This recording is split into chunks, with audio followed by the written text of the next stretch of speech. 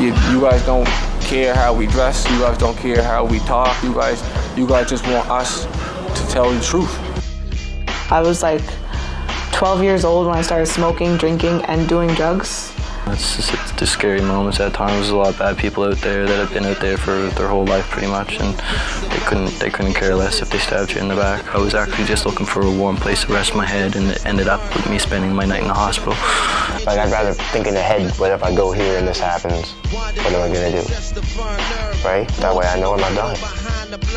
To say that Nova Scotia is not racist, to say that we don't have our economic and social-economic separation issues is to be oblivious, man. To be totally ignorant. I kind of like want to figure out what I want to do with the rest of my life. I just don't know where to kind of start and how to start. The program is called In My Own Voice. You'll see that something's wrong. Earth's spinning out of control.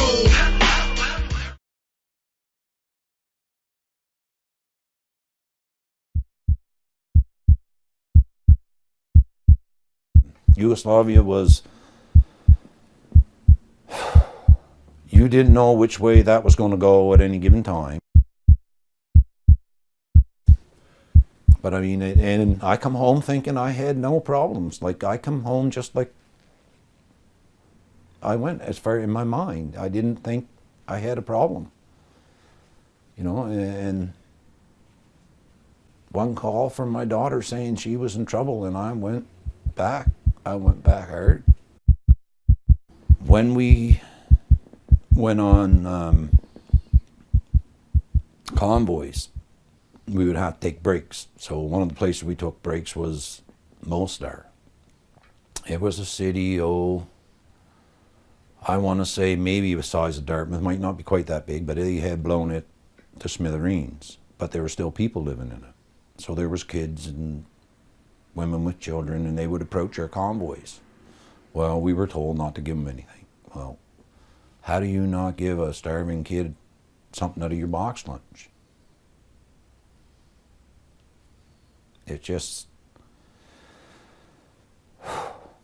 you couldn't walk by a kid on the street of Canada that was hungry and not give them something. So, I mean, how could you turn your back on these children and women? But when you give them stuff and they go, they don't go far before somebody else knows they got it. And that's when the trouble starts, right? So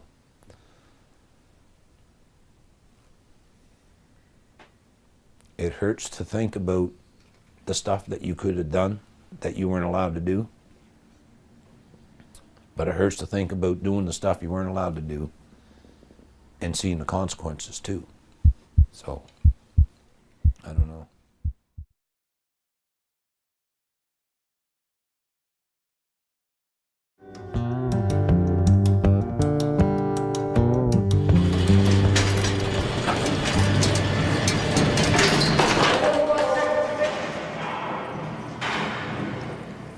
My name is Robert Soloboy. I'm from Afton First Nations. Picked up a life sentence for second-degree murder and did 14 years of that sentence. I was on day parole for about 15 months, and I came back off a suspension and then was released again. And this is my second suspension. A lot of times when our brothers get out on parole, they get sent to a halfway house in the cities. All of a sudden, this guy loses contact of his culture and his spirituality, then he goes back into his old routine. My name is Dave McDonald. I'm serving a 20-year sentence for 2 counts of manslaughter. I started my sentence in '94, and I'm going on my 10th year this year coming up.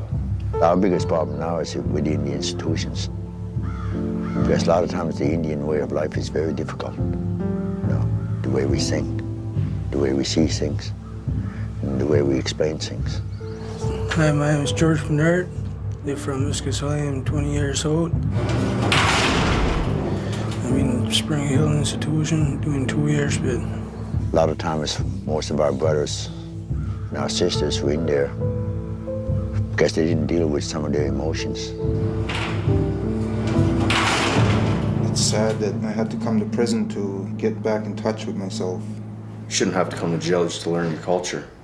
If they were introduced to these ways a lot sooner, they probably wouldn't be here today.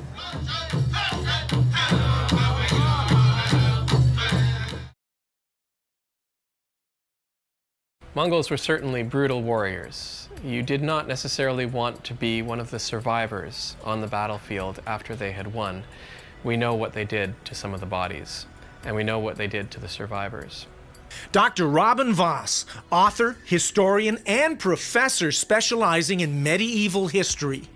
Terrorism was a tactic that was used, deliberately beheading large numbers of people, impaling large numbers of people, hundreds, thousands of children being beheaded, being impaled on spits.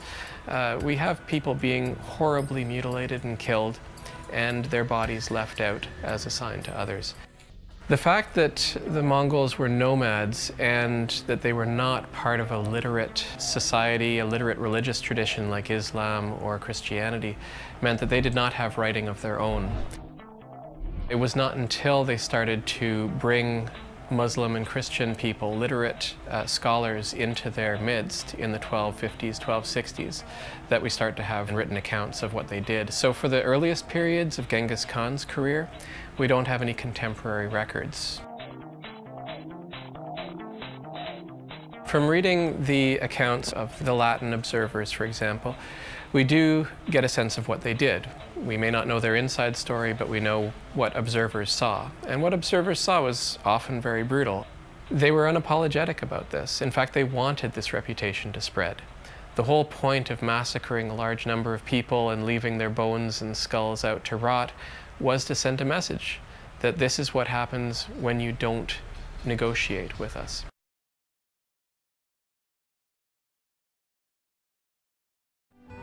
By taking cod on as a symbol, what WWF embarked on was a journey of hope towards finding practical solutions to the recovery of the Grand Banks.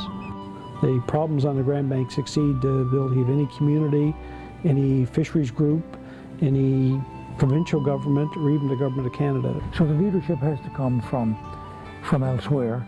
It has to be credible leadership, and people have to believe and want to believe that it's going to work. To me, that's where the World Wildlife Fund comes in. What's special about our Oceans program is that we work on all three coasts. We understand the issues on all three coasts, but we see it as a national issue. And we want to inspire Canadians to see it likewise. We look for leadership and we look for strong commitments and sticking to those commitments. And WWF plays a role in bringing people together, celebrating these successes, helping to find solutions, and lobbying and trying to ensure that they're put in place. Places like this, places like where I grew up, places like Newfoundland, and you fall in love with the place. And you realize, if you think about it for more than a minute, that these places only have a future if the people who live there have a future.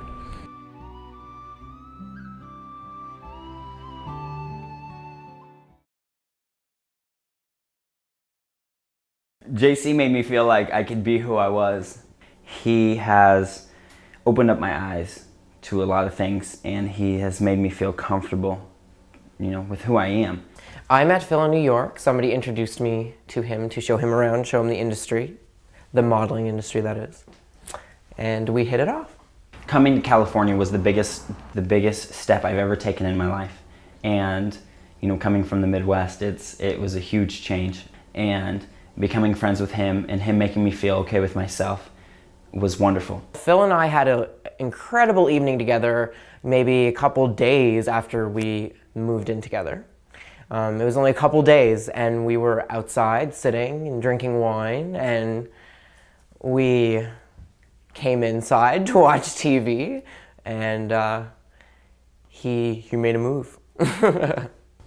Coming from a small place like JC has, I'm so happy and I'm so proud of what he's done with his life, and I can't commend him anymore.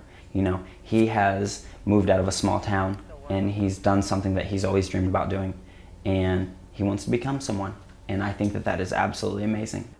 So we had lived together in Los Angeles a couple days, and we had a really great night, and we were laughing and talking, and he just kissed me and then looked me in the eyes and told me I gave him butterflies, and the rest is history, I guess.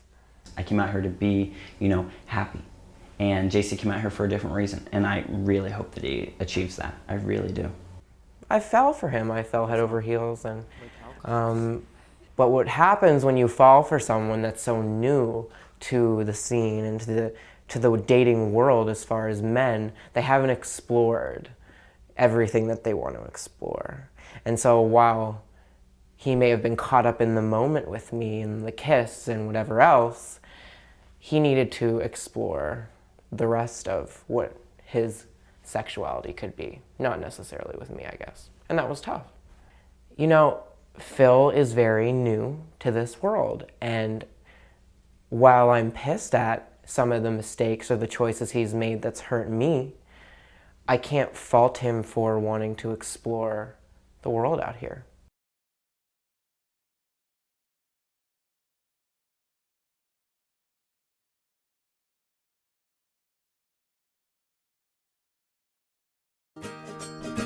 Authentic experiencers love to learn and immerse themselves in both the modern culture and history of the places they visit, making Fortress of Louisbourg a must-visit attraction.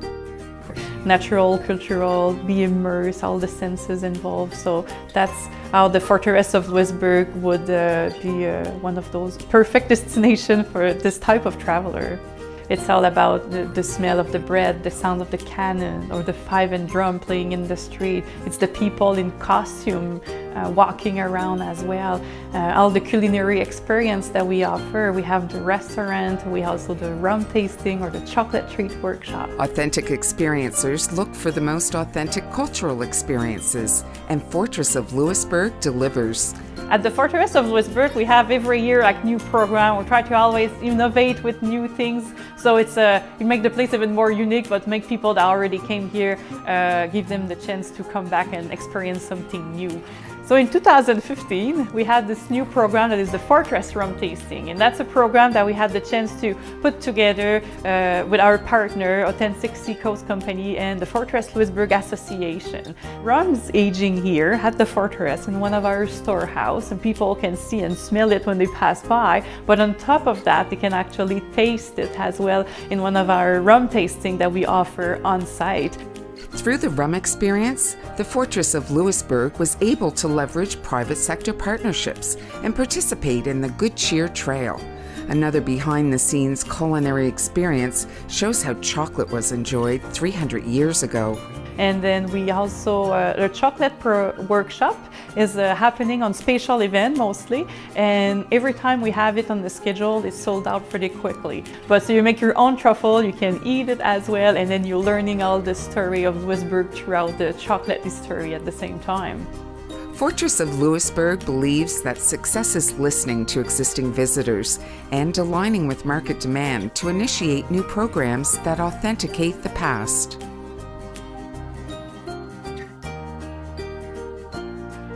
Enticing visitors to return again and attracting new travelers are dual goals.